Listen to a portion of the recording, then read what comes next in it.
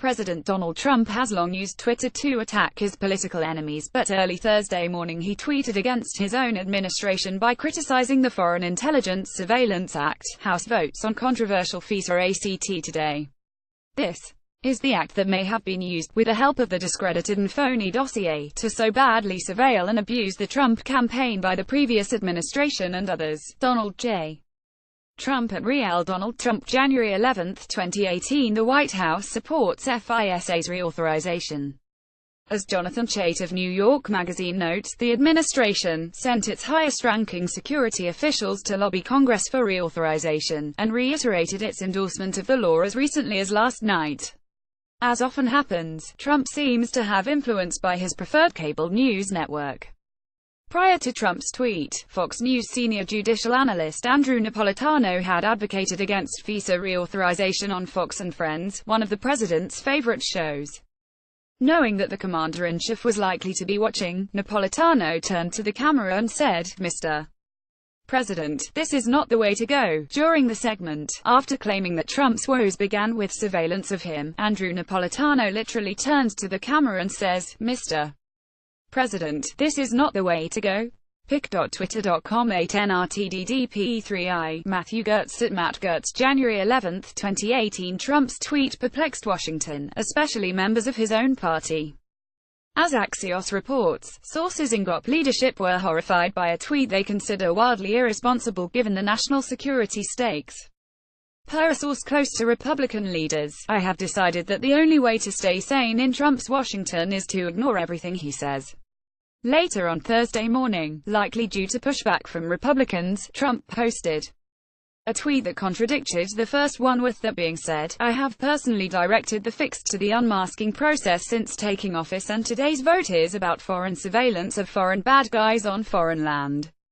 We need to get smart." Donald J. Trump at Real Donald Trump, January 11, 2018. This confusion is further proof that Trump often doesn't even know his own administration's policies. It comes just days after a White House meeting with congressional leaders where Trump agreed with Democratic Senator Dianne Feinstein about the need for a clean DACA bill, until he was reminded by House Majority Leader Kevin McCarthy that this is not what Republicans stand for. Here's the incredible moment where Trump initially agrees to Feinstein's suggestion that they do a clean DACA bill, before being corrected by Republicans about what she was actually suggesting.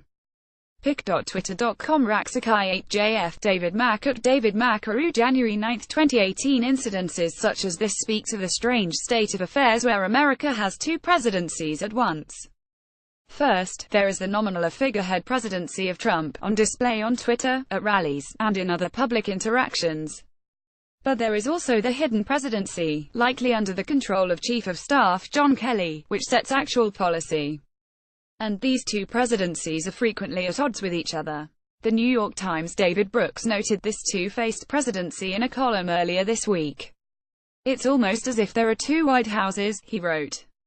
"There's the Potemkin White House, which we tend to focus on Trump berserk in front of the TV, the lawyers working the Russian investigation and the press operation. Then there is the invisible White House that you never hear about, which is getting more effective at managing around the distracted boss." The notion of Trump as a Potemkin president recalls theories early in his administration that he would be a figurehead president, with the real power being held Vice President Michael Pence, House Speaker Paul Ryan, erstwhile advisor Steve Bannon, or perhaps son-in-law Jared Kushner. But none of those men proved to be an effective puppet master. Kelly has come closest to occupying that role, as he seems to have brought a modicum of order to the White House's day-to-day operations. While Kelly may be pulling some strings, Trump is no puppet. He's too willful and uncontrollable to be true figurehead by repeating the lines he's given.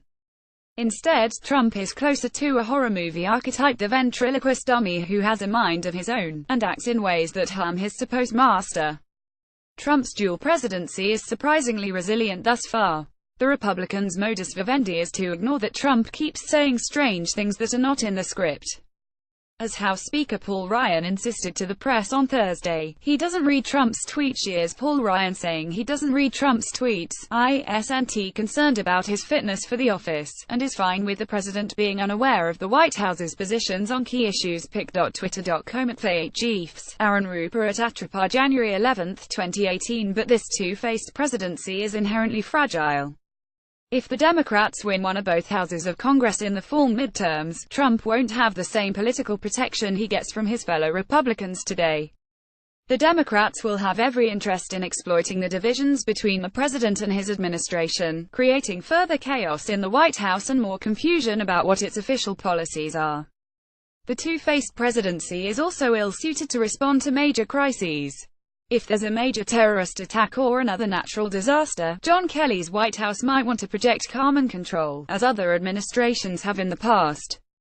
But Trump will continue to be the public face of the government, and may fire off reckless tweets based on something he saw on cable TV. The two-faced presidency can only work as long as Republicans have the luxury of discounting Trump's word. That luxury isn't likely to last very long.